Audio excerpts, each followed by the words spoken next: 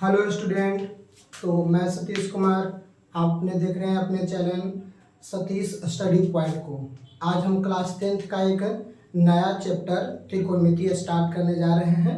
तो सबसे पहले हम लोग त्रिकोणमिति के बारे में इतिहास को जानेंगे कि त्रिकोणमिति का इतिहास क्या था, त्रिकोणमिति हमारे गणित की शाखा कैसे बनी, त्रिकोणमिति क्या था, इस सब के बारे में जानते हैं। तो सबसे पहले त्रिकोणमिति के इतिहास के बारे में जानेंगे, फिर इसके संबंधित कुछ और जानकारियाँ प्राप्त करेंगे। फिर त्रिकोणमिति से संबंधित जो त्रिकोणमितीय सौरसमीका है वो कहाँ से आया, कैसे आया, उसके बारे में जानेंगे।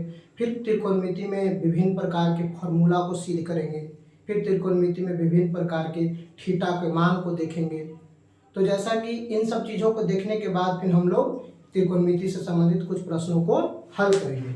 त्रिकोणमिति में क्लास 10th के लेवल तक ही हम लोग त्रिकोणमिति इसमें देखेंगे, ठीक ना। ऐसे बहुत सारे त्रिकोणमिति का कोई अभी तक अंत नहीं है, बहुत सारे त्रिकोणमिति में प्रयोग हुए हैं, बहुत सारे देखने को मिलता है, ठीक ना। तो आइए हम लोग देखते हैं सबसे पहले त्रिकोणमिति का इतिहास कि त्रिकोणमिति कहाँ से आया था।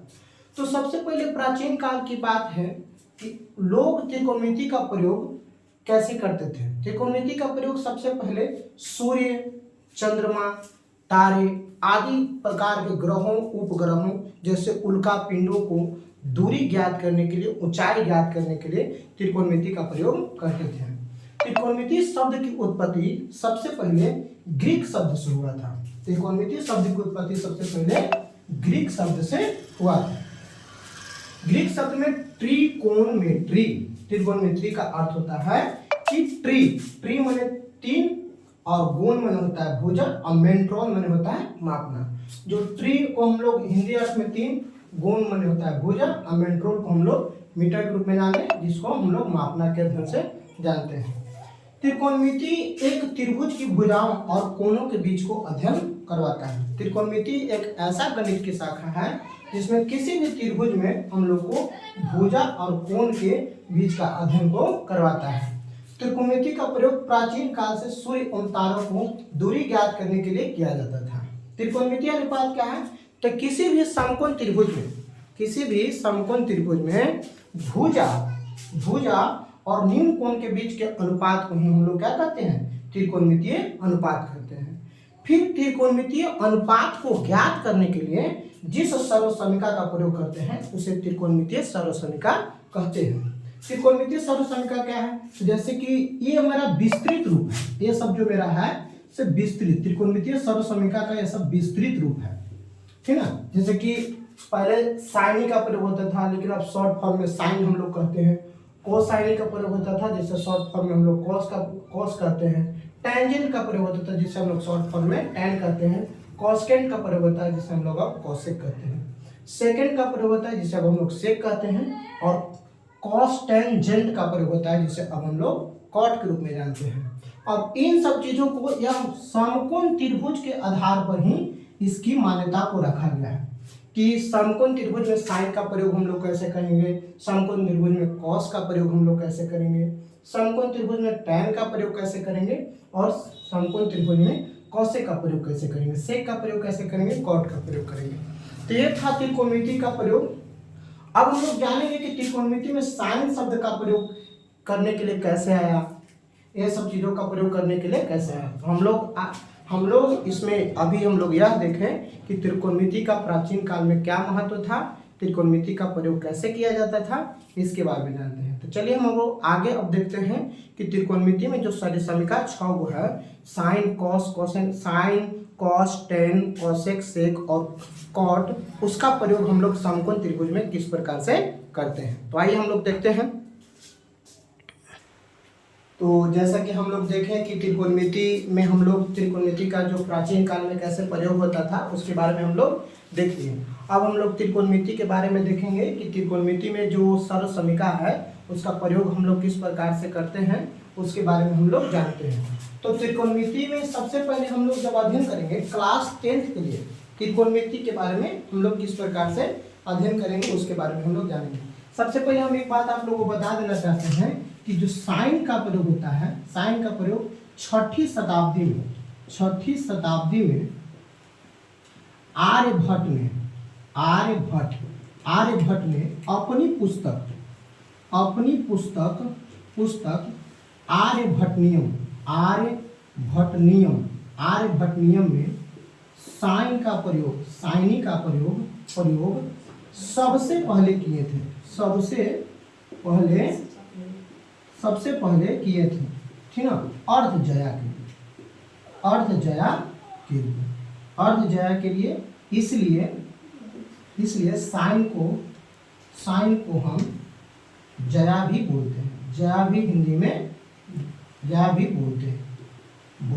सबसे पहला प्रयोग, साइनी का प्रयोग आर्यभट्ट ने अपनी पुस्तक आर्यभट्टनियम में छठी शताब्दी में किए थे। तो त्रिकोणमिति में अब हम लोग देखेंगे त्रिकोणमिति क्लास 10 के लिए।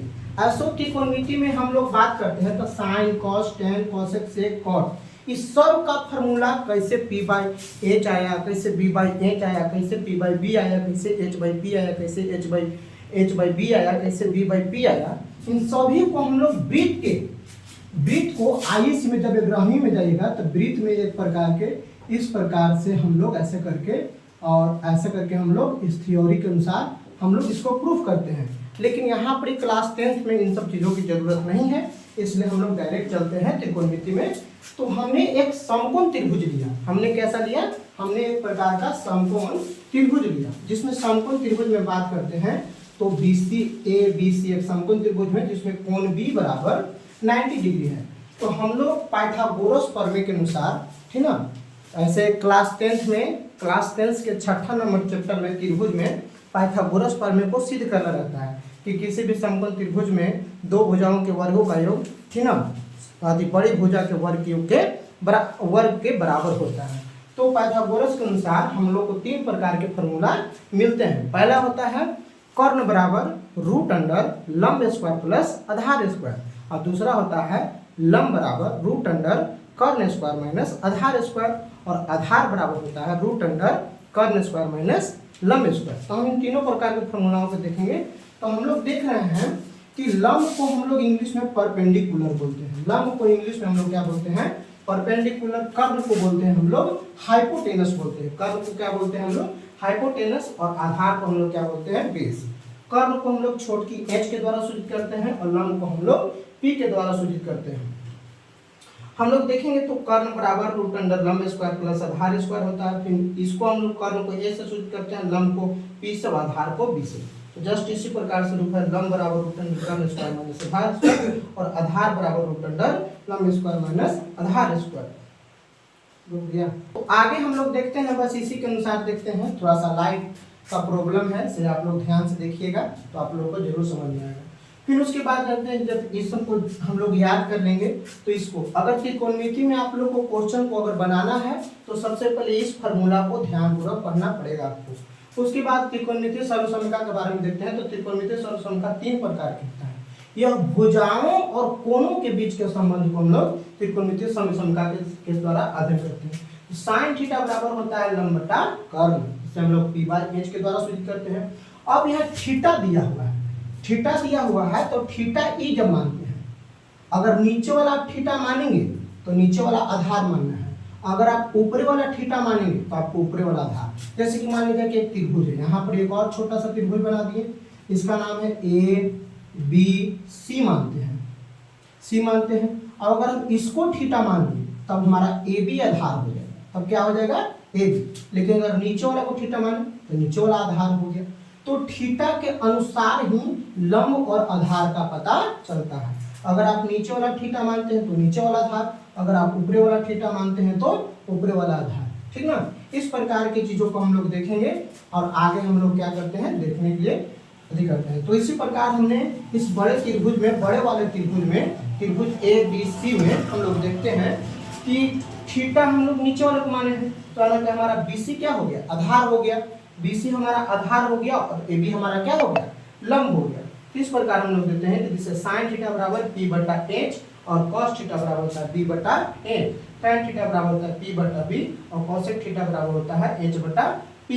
इसलिए हम लोग sec थीटा बराबर h/b होता है, cot थीटा बराबर b/p होता है। अब हम लोग त्रिभुज में देखेंगे कि साइन थीटा बराबर क्या होगा, तो ये थीटा है तो ये आधार हो गया तो लंब ही हो गया। तो AB बटा कर्ण, हमारा कर्ण कभी नहीं बदलता है और लंब कभी नहीं बदलता लंब कोण जो होता है वो सामने वाला कर्ण होता है, तो इसलिए ए बी बटा ए सी, क्योंकि हमारा आधार है बी सी, तो लंब हो गया ए बी, तो ए बी बटा क्या हो गया ए सी।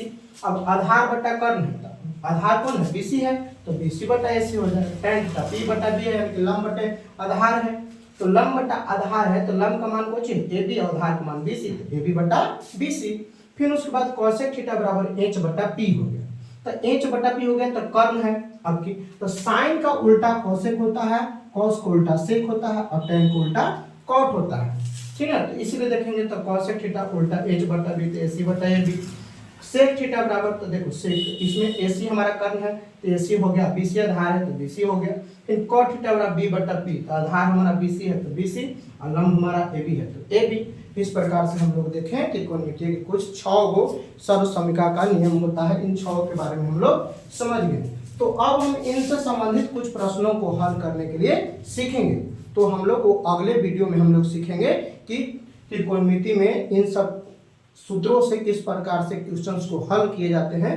तो धन्यवाद दोस्तों, अगर हमारी वीडियो अच्छी लगे तो आप मेरे चैनल को सब्सक्राइब करें।